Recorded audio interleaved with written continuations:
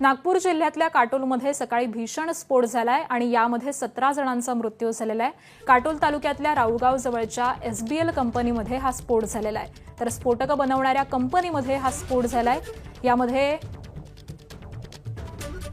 18 जण हे जखमी झालेले असून त्यांच्यावरती जवळच्या रुग्णालयामध्ये सध्या उपचार सुरू आहेत। तर स्फोटानंतर मोठी आग देखील लागलेली होती। अजूनही बचाव कार्य हे सुरू आहे आणि दरम्यान बचाव कार्य सुरू असतानाही काटोलमध्ये स्फोट हे सुरूच आहेत।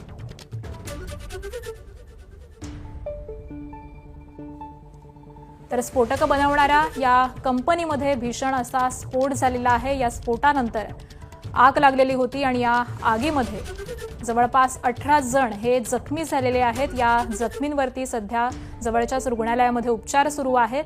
तर अजूनही या ठिकाणी बचाव कार्य हे सुरू आहे। मात्र या बचाव कार्यामध्ये अजूनही हळूहळू स्फोट होत आहेत आणि त्यामुळे कुठेशा तरी अडचणी निर्माण होत असणार आहेत। परंतु बचाव कार्य हे सुरू आहे।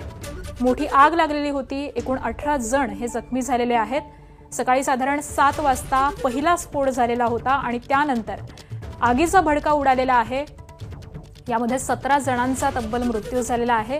त्याबरोबरच 18 जण हे जखमी झालेले आहेत। यांच्यावरती उपचार सुरू आहेत। या स्फोटाचं या आगीचं नेमकं कारण हे समजू शकलेलं नाहीये, परंतु नागपूरच्या काटोलमधली ही घटना आहे। एसबीएल या कंपनीमध्ये ही स्फोटक बनवणारी कंपनी आहे आणि याच कंपनीमध्ये हा मोठा असा स्फोट झालेला आहे आणि यामध्ये 17 जणांचा मृत्यू झालाय। आणि दरम्यान इथल्या घटनास्थळावरून आढावा घेतलेला आहे आमच्या प्रतिनिधींनी। आपण जाणून घेऊयात। नागपूर जिल्ह्यातील काटोल तालुक्यामध्ये राऊळगाव जवळच्या एसबीएल एनर्जी या स्फोटक तयार करणाऱ्या कंपनीमध्ये आज सकाळी भीषण स्फोट झालेला आहे आणि या स्फोटामध्ये 15 पेक्षा जास्त कामगारांचा मृत्यू झाल्याची माहिती कळत आहे। तर जवळपास 18 कामगार जे आहेत ते जखमी आहे। हीच ती जागा आहे ज्या ठिकाणी आज सकाळी 7 वाजताच्या सुमारास भीषण स्फोट झाला।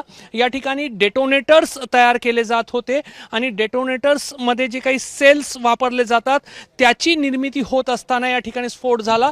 तुम्ही दृश्यांमध्ये पाहू शकता की हे कॉन्क्रीटच्या ज्या सगळ्या भिंती आणि पिल्लर आहेत ते तुटून बाहेर पडलेले आहेत। त्यामुळे या स्फोटाची तीव्रता जी आहे ती किती जास्त असेल याचा अंदाज आपल्याला येत आहे। अजूनही फायर ब्रिगेडचे कर्मचारी पलीकडे माझे कॅमेरामॅन अतुल हिरडे तुम्हाला दाखवतील कूलिंगचा काम करत आहे। अजूनही या ठिकाणी काही प्रमाणावर आग जी स्फोटानंतर लागलेली होती ती धुमसत आहे आणि त्यामुळे पूर्णपणे कूलिंग करण्याचा काम जो आहे तो दक्षता म्हणून फायर ब्रिगेड करून केला जात आहे। सकाळच्या शिफ्टमध्ये बेसिकली इट इज एक्सप्लोजिव्स की फॅक्टरी आहे आणि त्या डिटोनेटरचं ते असेंब्ली याच्यात होताना ब्लास्ट झाला।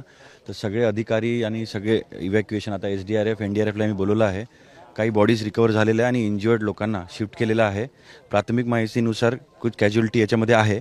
आता टोटल नंबर आम्ही सगळं असेसमेंट केल्यावर आपण बघत असेल बॅकग्राऊंडमध्ये सगळं इव्हॅक्युएशन सुरू आहे। ते झालं की फायनल आम्ही आपल्याला आकडा कळवू।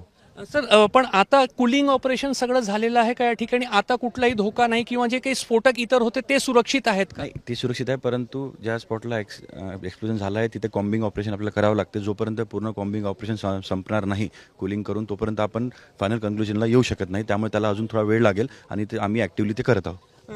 अतिरिक्त पोलीस अधीक्षक अनिल मस्के सर लोकांचा खूप रोष दिसून येत आहे कारण सुरक्षिततेच्या उपायाबद्दल लोकांची नाराजी आहे। कामगारांबद्दल सुरक्षिततेचे उपाय प्रॉपरली राबवले जात नव्हते असा एक रोष दिसून येत आहे। आता ज्या पद्धतीने कलेक्टर सरांनी सांगितलं की जशा पद्धतीने आता लोक ज्यांचे नातेवाईक इथे कामगार होते, कोणी मरण पावलेले असतील, कोणी अजून इंजोर्ड आहेत, त्यामुळे जनतेमध्ये थोडा आक्रोश आहे। पण त्या पद्धतीने योग्य बंदोबस्त लावण्यात आलेला आहे आणि अजूनही जो फोर्स रिक्वायरमेंट आहे तीही मागणी केलेली आहे आणि IG सरांनाही त्याबद्दल माहिती दिलेली आहे। जखमींना कुठे रवाना केलं? जखमी जे आहेत त्यांना ऑरेंज हॉस्पिटलला, आत्ता जो आकडा आहे आमच्याकडे 18च्या आसपास जे जखमी होते त्यांना आपण ऑरेंज हॉस्पिटलला शिफ्ट केलेलं आहे आणि जे मरण पावलेले याच्यामध्ये त्यांना आपण GMCला पाठवलेलं आहे बॉडी त्यांची। तर एक भीषण स्फोट या ठिकाणी झालेला आहे आणि त्याच्यानंतर प्रशासनाकडून सर्व जे उपाय आहे ते योजण्यात आलेले आहे आणि जखमींना तातडीने रुग्णालयात दाखल करून त्यांना योग्य उपचार मिळेल आणि त्यांचा जीव वाचेल यासाठी या गोष्टीला प्राधान्य दिलं जातं। कॅमेरामॅन अतुल हिरडेसह रजत वशिष्ठ, ABP माझा, नागपूर। आणि नागपुरातील स्फोटावरती मुख्यमंत्री देवेंद्र फडणवीसांनी दुःख व्यक्त केलंय।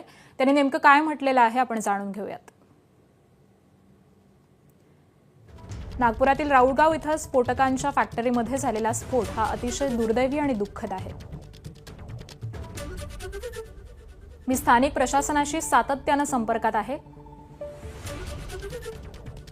जिल्हाधिकारी पोलीस अधीक्षक हे तातडीनं घटनास्थळी पोहोचलेले आहेत. एनडीआरएफ आणि एसडीआरएफचं पथक सुद्धा घटनास्थळी आहे. पेसो आणि डिश यांची पथकं ही देखील पोहोचलेली आहेत. मदत कार्याला वेग देण्यात आलेला असून आतापर्यंत 17 जणांचा मृत्यू झाला आहे.